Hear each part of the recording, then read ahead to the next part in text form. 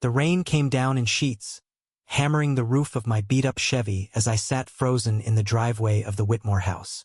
I was late, hopelessly late, for Jake's 21st birthday party. The one I'd promised to be at, the one I'd spent weeks hyping up in my head. But the truth was, I didn't want to face him, not after what I'd seen last night. Last night, I caught a glimpse of Jake through his bedroom window, laughing with his new girlfriend, Emily. Their silhouettes tangled in a way that carved a hollow ache in my chest. Jake, my best friend since we were kids racing bikes down Willow Street, had no idea I'd been in love with him for years. I'd never told him, never dared to, because in a small town like ours in upstate New York, secrets like mine could burn you alive.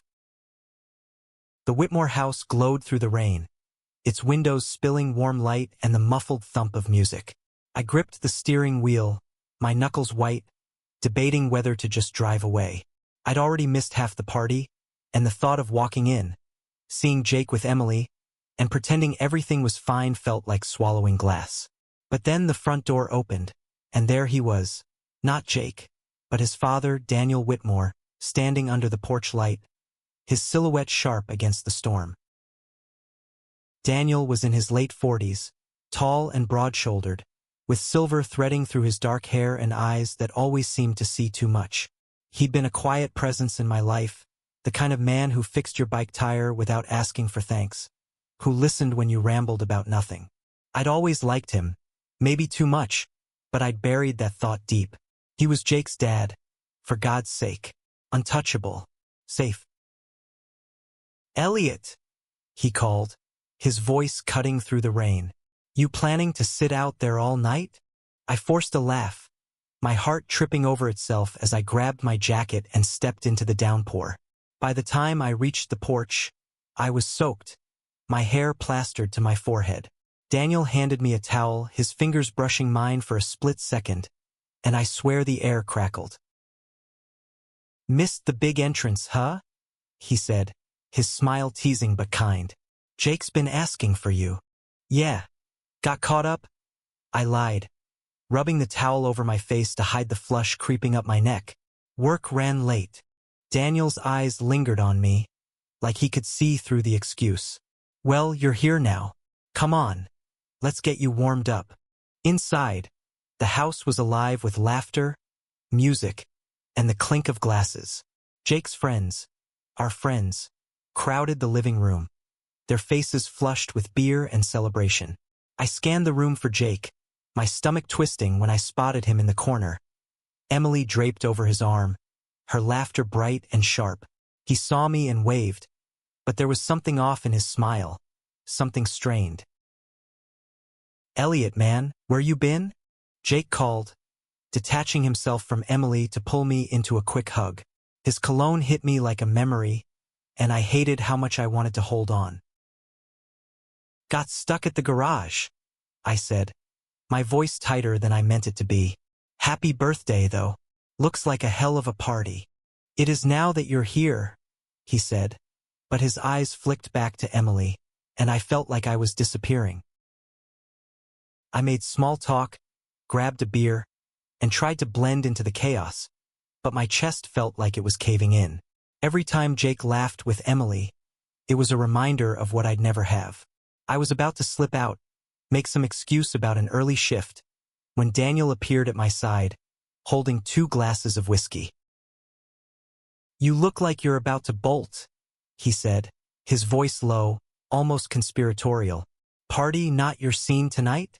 I took the glass he offered, our fingers brushing again, and this time I couldn't ignore the jolt that shot through me.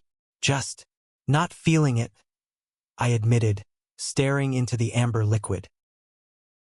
Daniel leaned against the wall, his gaze steady.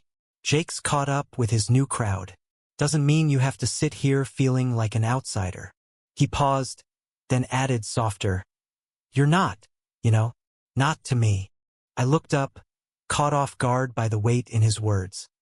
His eyes held mine, and for a moment, the noise of the party faded. There was something raw there, something I didn't dare name. I swallowed hard, my throat tight. "I should probably head out," I said, but my feet didn't move. Daniel's lips quirked, not quite a smile. Or, he said, his voice dropping, you could celebrate with me instead.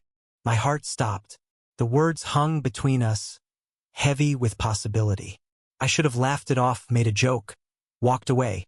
But I couldn't, because the truth was, I'd been running from my feelings for Jake for so long.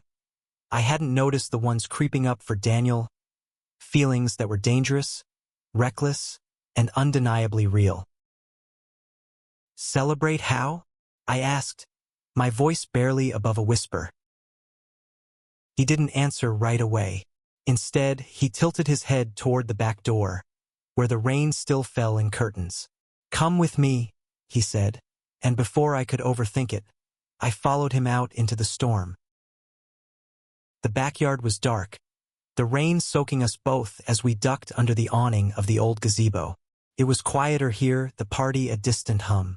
Daniel set his glass on the railing, his movements deliberate, and turned to face me. The air felt charged, like the moment before lightning strikes. You've been carrying something heavy, Elliot, he said, his voice soft but piercing. I see it. I've always seen it. I wanted to deny it, to shrug it off, but the weight of his gaze pinned me in place. What do you see? I asked, my voice shaking. He stepped closer, close enough that I could feel the warmth of him despite the cold. I see a kid who's been hiding who he is for too long, who's been breaking his own heart to keep everyone else happy. My breath caught. No one had ever said it out loud, not like that. Not even Jake, who I'd always thought knew me best. I opened my mouth to respond, but nothing came out. Daniel's hand lifted, hesitant, then rested lightly on my shoulder. The touch burned through my jacket, grounding me and unraveling me all at once. I'm not a kid anymore, I said finally, my voice rough. I'm 21, same as Jake. I know, Daniel said, his eyes searching mine. And that's why I'm saying this now. You don't have to keep running from yourself. Not with me. The rain pounded around us, but all I could hear was my own heartbeat. I didn't know what was happening, didn't know how to name the pull between us. All I knew was that for the first time in years, I didn't feel alone. The gazebo felt like a world apart, a fragile bubble shielding us from the storm and the chaos of the party inside. Daniel's hand lingered on my shoulder, his touch steady but careful, like he was giving me room to pull away. I couldn't. My heart was a live wire, sparking with fear and want, and 1,000 questions I wasn't ready to ask. What are we doing out here, Daniel? I finally said, my voice barely carrying over the rain. I needed him to say it, to give shape to whatever this was, because I was too scared to do it myself. He let his hand drop, but his eyes didn't leave mine. Talking, he said simply, though the word felt like a lie. You looked like you needed to get away, like you needed someone to see you. I laughed, sharp and unsteady. See me? Nobody sees me. Not really. The words slipped out before I could stop them, raw and jagged. Jake's got his whole life figured out. College, Emily, the perfect future. And I'm just here. The guy who fixes cars and dreams about things he can't have. Daniel's jaw tightened, and for a moment, I thought I'd said too much. But then he stepped closer, closing the gap between us until I could smell the faint cedar of his cologne mixed with the rain. You think you're invisible, Elliot, but you're not. Not to me. I've watched you grow up, seen the way you carry everyone else's weight. You're stronger than you know. His words hit like a punch, stealing my breath. No one had ever talked to me like that, like I was more than just Jake's sidekick, more than the kid who never left town. I wanted to believe him, but the fear was louder, fear of what this meant, of what people would say if they saw us out here, so close, so unguarded. Daniel, I struggled for the right words. You're Jake's dad. This, whatever this is, it's not supposed to happen. He flinched, just barely, but enough for me to notice. I know, he said, his voice low. I've been telling myself that for months, but I can't stop seeing you, Elliot. Not the way I used to. My pulse roared in my ears. Months? The word echoed, rewriting every memory I had of Daniel's quiet smiles, his lingering glances, the way he'd always found a reason to be near me. I thought it was just kindness, just him being the dependable adult I could count on. But now, standing here in the rain, I saw something else in his eyes, something that mirrored the ache I'd carried for years. "I don't know what to do with that," I admitted, my voice breaking. "I've spent so long hiding, pretending I'm fine, pretending I don't feel what I feel. And now you're standing here, saying things I've only ever dreamed of hearing, and I'm terrified." Daniel's expression softened, and he reached out, his fingers grazing my jaw, light as a whisper. "You don't have to have it all figured out," he said. "Not tonight, not with me. Just let yourself feel it, just for a moment." I closed my eyes, letting the warmth of his touch anchor me. For the first time in years, I let myself imagine what it would be like to stop running, to let someone in. Not Jake, who I'd loved from a distance, but Daniel, who saw me in a way I didn't even see myself. It was reckless, dangerous, wrong in every way that mattered, and yet it felt like the most honest thing I'd ever done.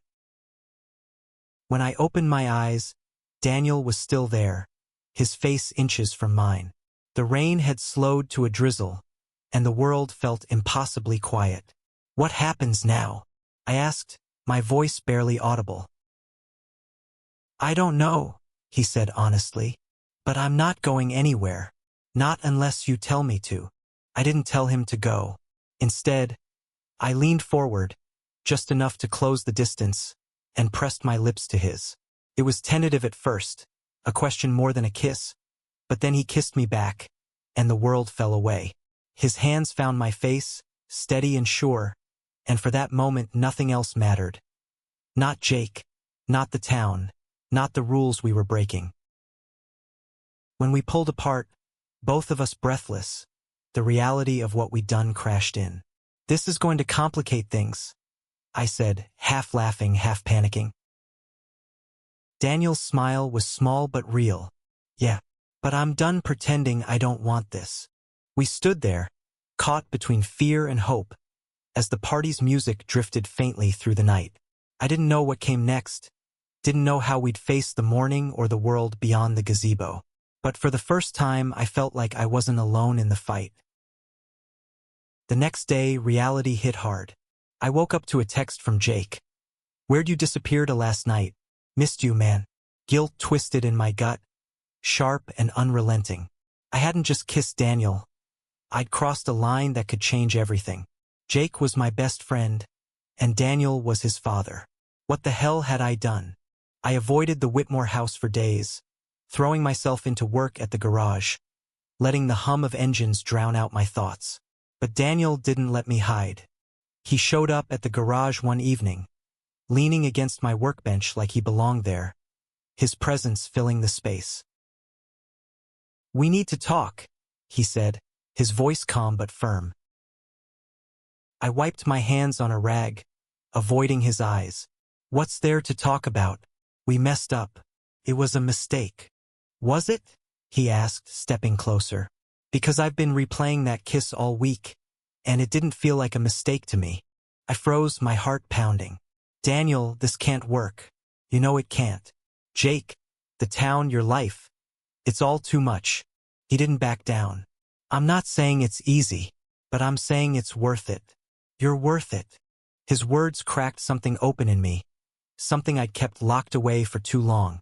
But before I could respond, the garage door swung open, and Jake walked in, his smile fading as he saw us standing too close, the air thick with unspoken truths. Jake's eyes darted between us, his brow furrowing as he took in the tension hanging heavy in the garage. "What's going on?" he asked, his voice sharp with suspicion. My stomach dropped, and for a moment I couldn't breathe. Daniel, though, stayed calm, his expression unreadable as he stepped back, giving me space I wasn't sure I wanted. "Just catching up," Daniel said smoothly, but Jake wasn't buying it. His gaze lingered on me, searching, and I felt like he could see every secret I'd ever buried. "Elliot, you've been weird all week," Jake said, crossing his arms. You bailed on my party? You're dodging my texts? What's up with you? I opened my mouth, but nothing came out. The truth was a live grenade, and I wasn't ready to pull the pin. Not here, not now, not with Daniel standing 3 feet away. His presence like a heartbeat I couldn't ignore.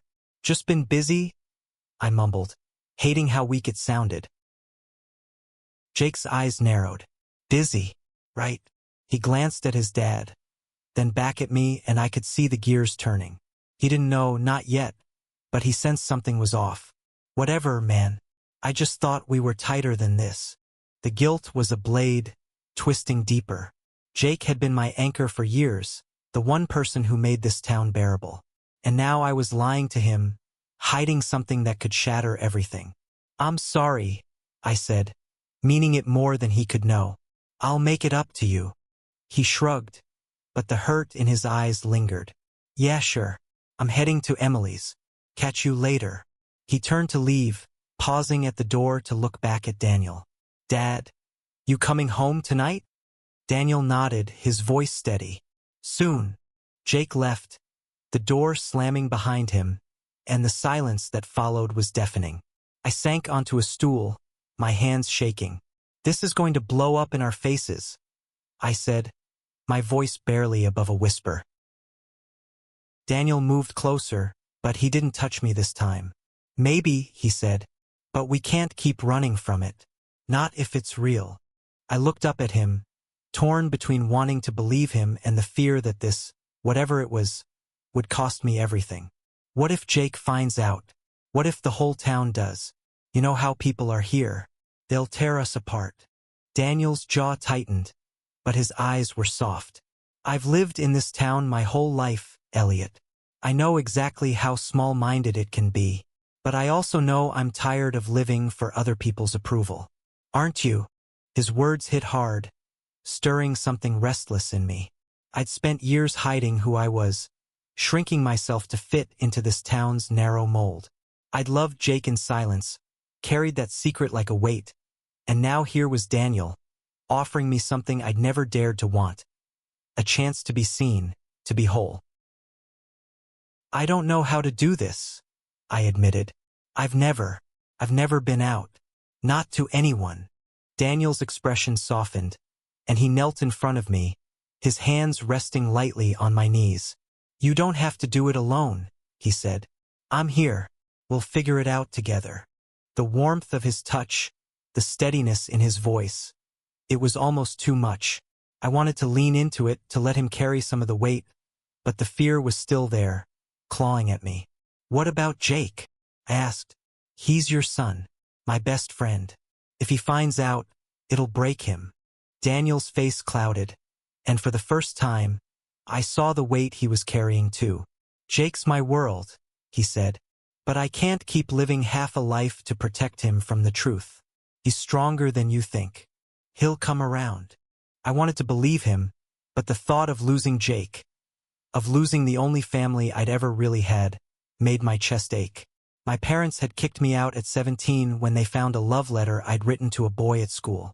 Jake and his mom had taken me in, and after she passed, Daniel had been the one to keep me grounded. Losing them would be like losing myself. Let's take it one step at a time, Daniel said, his voice pulling me back. No one has to know anything yet. Just let me be here for you. Let me be enough for now. I nodded, my throat tight, and he pulled me into a hug, his arms strong and sure. It wasn't a kiss, wasn't a promise, but it was something solid, something I could hold on to. For the first time, I felt like I could breathe. Over the next few weeks, we stole moments when we could. Quiet conversations in his truck, late-night walks by the river, careful touches that felt like secrets. Each one was a risk, a defiance of the town's watchful eyes. But with Daniel, I felt braver, like I could face the world and not flinch. But secrets don't stay buried in a place like this. One evening, as we sat in the cab of his truck, parked on a back road under a sky full of stars, Daniel's phone buzzed. He glanced at it and his face went pale.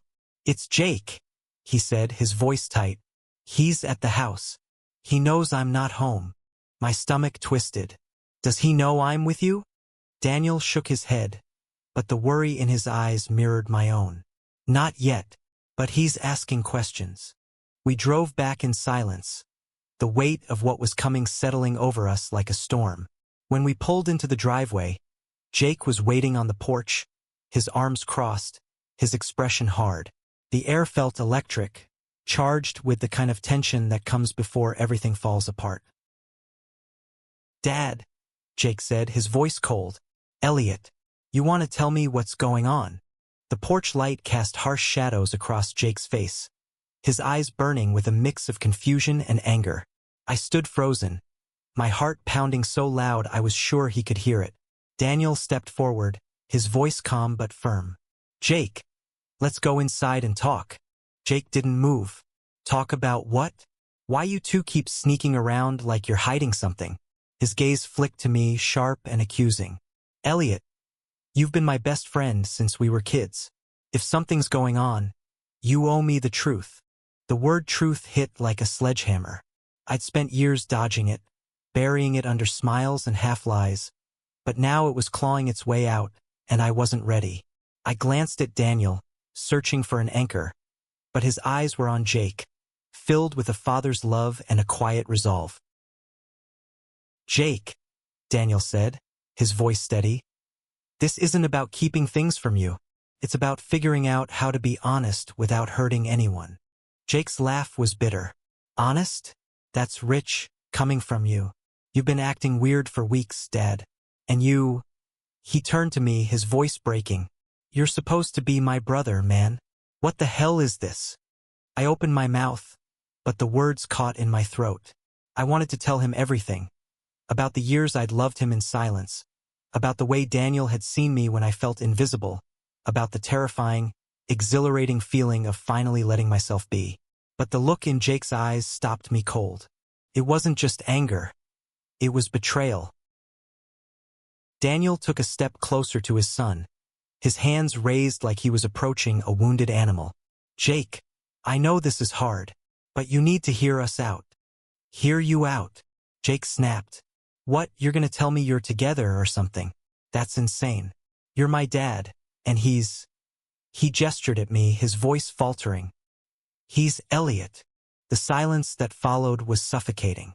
I wanted to disappear, to rewind to the night of the party and stay in my car, safe in my misery. But Daniel didn't flinch. He looked at Jake, his voice low and steady. "Yes, Jake, that's exactly what I'm telling you." Jake's face went blank, like he'd been slapped. He stared at his father, then at me, and I saw the moment it sank in. "You're serious," he whispered. "You're with him." I forced myself to speak, my voice shaking. "Jake, I didn't mean for this to happen. I swear. It just did." He shook his head, backing away. "This is messed up. You're both messed up." He turned and stormed into the house, the door slamming behind him. I felt like I was drowning. "Daniel, I can't do this," I said, my voice breaking. "He hates me. He hates us." Daniel reached for my hand, but I pulled away, too raw to let him close. "He's hurt," Daniel said. "He needs time. But we can't take this back, Elliot. Not now." I wanted to believe him, but the weight of Jake's words pressed down on me, heavy and unrelenting. I left the Whitmore house that night, driving aimlessly through town, the streets blurring through my tears.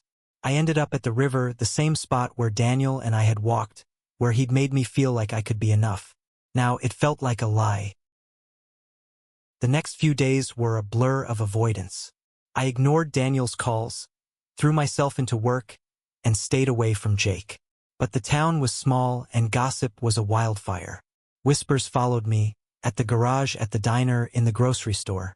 People didn't know the whole story, but they knew enough to stare, to murmur about the Whitmore kid and his dad's friend. One night, I found a note slipped under my apartment door. It was from Jake, just 3 words scrawled in his messy handwriting. "We need to talk." My heart sank, but I couldn't keep running. I owed him that much. We met at the old baseball field, the one we used to sneak beers at after high school games. Jake was already there, sitting on the bleachers, staring at the ground. He didn't look up as I approached, but his voice was steady when he spoke. "Why didn't you tell me?" I sat beside him, keeping my distance. "Tell you what? That I've been in love with you since we were 15? That I've spent my whole life hiding who I am because I was scared you'd look at me the way you're looking at me now." His head snapped up, his eyes wide. "You? What?" I laughed, bitter and broken. "Yeah, Jake, I was in love with you. For years. But you were straight and I was a coward, so I kept it to myself. And then your dad." I trailed off, my throat tight. He saw me, really saw me, and I didn't know how to say no to that. Jake was quiet for a long time, his hands clenched in his lap. "I didn't know," he said finally. "I didn't know you felt that way. And my dad. I can't wrap my head around it. He's my dad, Elliot. How am I supposed to deal with this?" "I don't know," I said honestly. "I'm still figuring it out myself." He looked at me then, his eyes softer but still raw. "I don't hate you," he said. I'm mad and confused. But you're still my best friend. I don't want to lose that." Tears stung my eyes, and I nodded, unable to speak. It wasn't forgiveness, not yet, but it was a start. We sat there in silence, the weight of our history holding us together, fragile but unbroken. The weeks that followed were a tightrope walk. Jake and I were cautious with each other, our conversations careful, like we were learning to trust again. He didn't bring up Daniel and I didn't push, but the space between us felt different. Less like a chasm, more like a bridge we were both trying to cross. Daniel, though, was a constant. His presence steady even as the town's whispers grew louder. One evening, Daniel showed up at my apartment, his face drawn but determined. "We need to decide what we're doing," he said, stepping inside. "The rumors are spreading, and I'm not going to let them define us." I sank onto the couch, my hands twisting together. "What can we do? This town's already made up its mind. I heard Mrs. Larson at the diner call me that Whitmore boy's mistake yesterday." Daniel's eyes darkened, but his voice stayed calm. "Let them talk. They don't get to decide who we are. But we need to be honest. With ourselves, with Jake, with everyone." I looked at him, my chest tight. "You're talking about coming out? For real?" He nodded, sitting beside me. "I've spent my life doing what's expected, married young, raised Jake, kept my head down. But I'm done with that. I want this. I want you. And I'm willing to fight for it." His words lit something in me, a spark of courage I hadn't known I had. But the fear was still there, sharp and cold. What if we lose everything? Jake, your job, this town. They'll turn on us. Daniel took my hand, his grip firm. "Maybe, but we'll have each other. And Jake, he's coming around. He's stronger than you think." I thought of our conversation at the baseball field, the way Jake had looked at me. Not with hate, but with hurt and hope. Maybe Daniel was right. Maybe we could build something stronger than the town's judgment. The next day, we told Jake together. We sat in the Whitmore living room, the same place where I'd spent countless nights playing video games with Jake, eating dinner with his family. Now it felt like a courtroom. Jake listened, his face unreadable as Daniel explained how we'd fought our feelings, how we tried to protect him, how we wanted to be honest now. When Daniel finished, Jake was quiet for a long time. Finally, he looked at me. "This is still weird as hell," he said, his voice rough. "But you're my family, Elliot. Both of you. I'm not saying I'm okay with it yet, but I'm trying." Tears pricked my eyes, and I nodded, unable to speak. Daniel squeezed my hand, and for the first time I felt like we might survive this. Coming out to the town was harder. We didn't make a big announcement, but we stopped hiding. We held hands at the farmer's market, sat close at the diner, let the world see us. The stares came, the whispers too, but so did unexpected allies. Mrs. Carter from the library, who hugged me and said she was proud. My boss at the garage, who shrugged and said, "Love's love, kid." Not everyone accepted us, but enough did to make it bearable. One crisp autumn evening, Daniel and I walked to the wooden bridge over the river, the same one I'd imagined in my mind's eye months ago. The trees were ablaze with color, the air cool and sharp.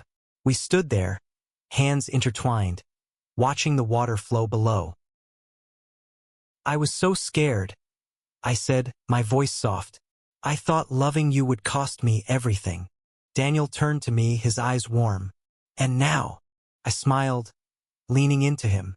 Now I know it's worth everything. We kissed, slow and sure, under the fading light. The town would talk, Jake would need time, and the road ahead wouldn't be easy. But standing there with Daniel, I felt whole, like I'd finally found my place in the world. I'd missed my friend's party, but I'd found something better. A love that made me brave, a life that felt true.